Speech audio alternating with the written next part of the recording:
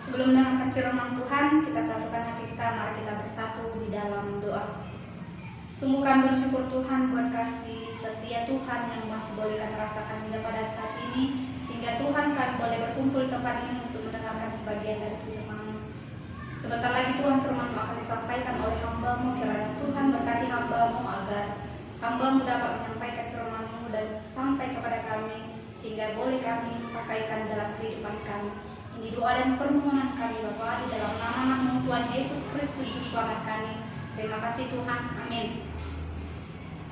Shalom bagi kita semua. Nah, khotbah kita tertulis pada Matius 15 ayat 21 sampai 28 dengan perikop perempuan Kanaan yang percaya. Beginilah firman Tuhan. Lalu Yesus pergi dari situ dan menyingkir ke daerah Tirus dan Sidon. Maka datanglah seorang perempuan Kanaan dari daerah itu dan berseru, "Kasihanilah aku ya Tuhan, anak Daud, karena anakku perempuan kerasukan setan dan sangat menderita." Tetapi Yesus sama sekali tidak menjawabnya. Lalu murid-muridnya datang dan meminta kepadanya, "Suruhlah ia pergi." Ia mengikuti kita dengan berteriak-teriak. Jawab Yesus, "Aku diutus hanya kepada domba-domba yang hilang dari umat Israel." Tetapi perempuan itu mendekat dan menyembah Dia sambil berkata, "Tuhan, tolonglah aku." Tetapi Yesus menjawab, "Tidak patut mengambil roti yang disediakan bagi anak-anak dan melemparkannya kepada anjing." Kata perempuan itu, "Benar Tuhan, namun anjing itu makan remah-remah yang jatuh dari meja tuannya." Maka Yesus menjawab dan berkata kepadanya, "Hai ibu, besar imanmu, maka jadilah kepadamu seperti yang kau kehendaki." Dan seketika itu juga anaknya sembuh. Demikian firman Tuhan. Jadi tema yang sampai pada kita pada hari ini yaitu iman yang menyelamatkan. Iman adalah hal yang paling penting bagi kehidupan orang Kristen, di mana iman juga merupakan kebutuhan dasar bagi kehidupan orang Kristen.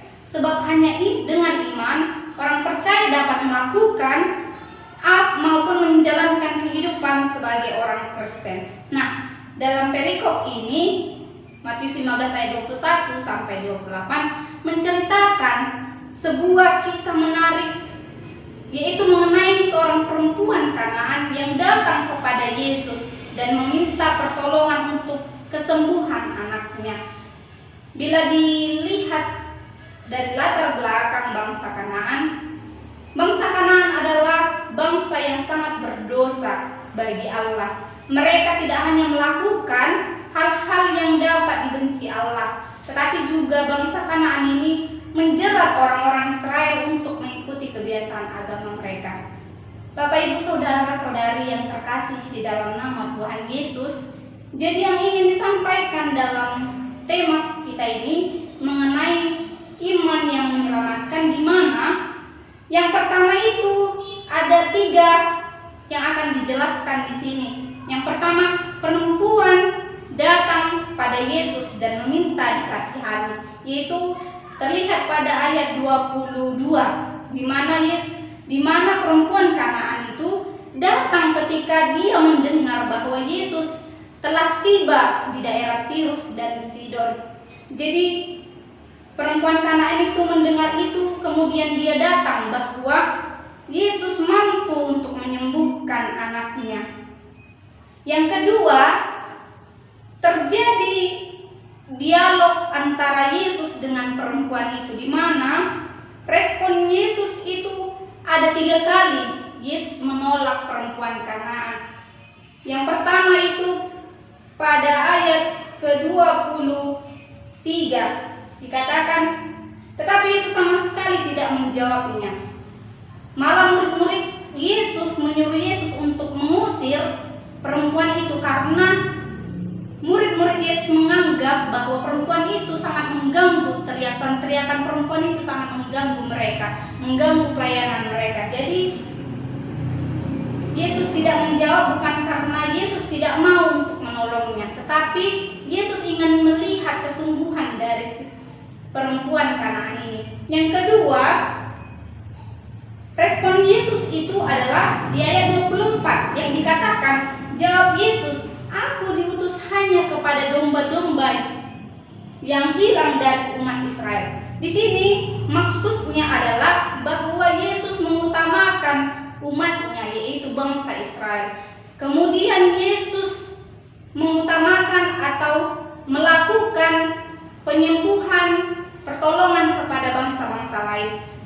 Yang dimaksudkan di sini adalah bukan karena Yesus untuk terfokus kepada bangsa Israel dan tidak mau menolong bangsa lain, tetapi Yesus ingin mengutamakan bangsa Israel baru bangsa-bangsa lain. Untuk itulah Yesus mengatakan seperti itu kepada perempuan Kanaan ini. Tetapi perempuan Kanaan itu tidak putus asa. Di ayat 25 dikatakan, tetapi perempuan itu mendekat. Perempuan itu malah mendekat dan menyembah kepada Tuhan sambil berkata, Tuhan, tolonglah aku. Di sini terlihat bahwa perempuan Kanaan ini bukan menyerah, tidak menyerah, tetapi dia malah teguh dengan posisinya. Walaupun sudah ditolak oleh Yesus sampai 2 kali, perempuan Kanaan ini tidak malah pergi, tetapi tetap bertahan dan malah menyembah. Menyembah ini dengan kata dapat dikatakan dengan kata bersungguh-sungguh. Inilah bukti yang kita lihat dari perempuan Kanaan ini, yang mana dia sangat bersungguh-sungguh mengharapkan belas kasihan Tuhan untuk kesembuhan anaknya. Dan yang respon Yesus yang ketiga, di mana Yesus tetap menolak dia dan mengatakan di ayat ke-26. Tetapi Yesus menjawab, tidak patut mengambil roti yang disediakan bagi anak-anak dan melemparkannya kepada anjing. Maksud dari nats ini adalah bahwa Yesus mengutamakan hampir sejalan ayat 26 ini kepada ayat yang sesudahnya, di mana Yesus mengutamakan pertolongan untuk umatnya, bangsa Israel, baru mengutamakan bangsa-bangsa lain. Tetapi perempuan Kanaan itu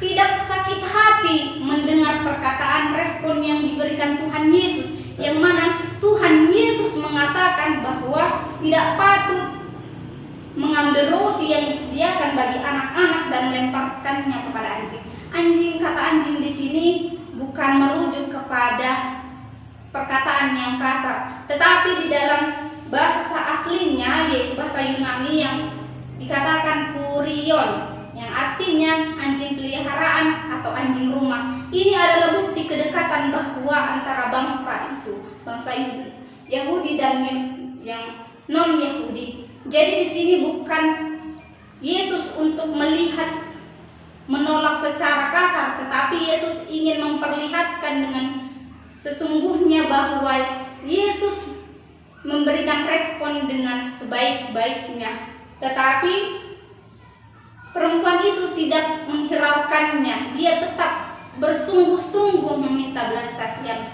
Tuhan. Sehingga kata perempuan itu di ayat 27, benar Tuhan, namun anjing itu juga makan remah-remah yang jatuh dari meja Tuhannya. Ini adalah salah satu bukti respon dari perempuan Kanaan ini, yang mana dia menerima bahwa aku bangsa lain, aku orang asing, tetapi aku berhak juga mendapatkan belas kasihan Tuhan. Itulah yang diperlihatkan oleh perempuan Kanaan ini, di mana dia menerima dirinya itu sebagai seorang anjing, tetapi dia tidak marah oleh karena perkataan yang diberikan oleh Yesus. Jadi yang ketiga yang terlihat adalah respon Yesus kepada perempuan Kanaan yang sesungguhnya, di mana dari penolakan-penolakan yang Yesus berikan, perempuan Kanaan ini tetap teguh imannya kepada Yesus untuk mendapatkan belas kasihan dari Yesus untuk kesembuhan anaknya. Nah, terlihatlah respon Yesus yang akhirnya di mana Yesus merespon perempuan Kanaan ini pada ayat yang ke-28. Maka Yesus menjawab dan berkata kepadanya, "Hai ibu, besar imanmu, maka jadilah kepadamu seperti yang kau kehendaki." Dan seketika itu juga anaknya sembuh. Yesus melihat kesungguhan dari perempuan Kanaan ini, sehingga Yesus melihat kesungguhan imannya, iman dari perempuan Kanaan ini. Jadi yang dapat kita refleksikan di dalam kehidupan kita, Bapak Ibu Saudara-saudari yang terkasih di dalam nama Tuhan Yesus Kristus, ada 3 yang dapat kita refleksikan di dalam kehidupan kita. Yang pertama adalah iman yang sungguh-sungguh kepada Yesus adalah iman yang hanya bergantung kepada belas kasihan dari Yesus. Artinya hanya karena belas kasihan Yesuslah kita dapat pertolongan dari Yesus. Yang kedua, iman yang benar adalah iman yang tidak mudah menyerah. Nah, tadi juga kita lihat dalam perikop ini yang mana terjadi dialog yang dimana dialog ini merupakan penolakan. Jika kita perhadapkan di dalam kehidupan kita, jika kita tidak mendapatkan apa yang kita inginkan, kita pasti langsung menyerah. Tetapi pada perikop ini, nats khotbah kita hari ini mengingatkan kita untuk kita tetap tidak menyerah kepada Tuhan. Apapun pergumulan kita, apapun persoalan kita, apapun doa-doa kita, permintaan kita yang belum Tuhan kabulkan, tetaplah kita bersabar dan tidak mudah menyerah. Yang ketiga yang dapat kita refleksikan dalam kehidupan kita, Bapak Ibu Saudara-saudari yang terkasih dalam nama Tuhan Yesus, yaitu tetap bersabar menunggu waktu Tuhan. Maksudnya di sini adalah waktu Tuhan itu pasti terjadi. Jawaban dari doa-doa kita itu pasti terjadi. Jika kita minta sekarang tidak dikabulkan oleh Tuhan, jangan berputus asa, jangan menyerah, sebab segala sesuatunya itu Tuhan sudah aturkan, di mana untuk setiap orang yang pasti akan mendapat upah, orang yang melakukan segala sesuatunya dengan kesungguhan hati, kerendahan hati, dan memiliki iman yang benar kepada Allah, maka semuanya itu akan diberikan Tuhan hadiah, upah yang tidak kita sangka-sangka. Jika kita lihat pada masa sekarang COVID-19, di mana keresahan iman kita pun diuji di sini. Nah, untuk itulah pada perikop ini dan tema kita ini mengingatkan kita untuk lebih lagi menanamkan iman yang benar, di mana karena imanlah kita dapat diselamatkan. Imanlah yang menyelamatkan kita. Adapun isu-isu penyakit-penyakit yang ganas, tetaplah bertekun, bersungguh-sungguh meminta kepada Tuhan agar Tuhan memberikan keselamatan, pertolongan dari Tuhan. Karena pertolongan dari Tuhan itu tepat pada waktunya. Amin. Kita bersatu di dalam doa. Sungguh kami bersyukur Tuhan buat cinta kasih Tuhan yang masih Tuhan berikan kepada kami hingga pada saat ini, sehingga Tuhan kami boleh mendengarkan sebagian daripada firman-Mu.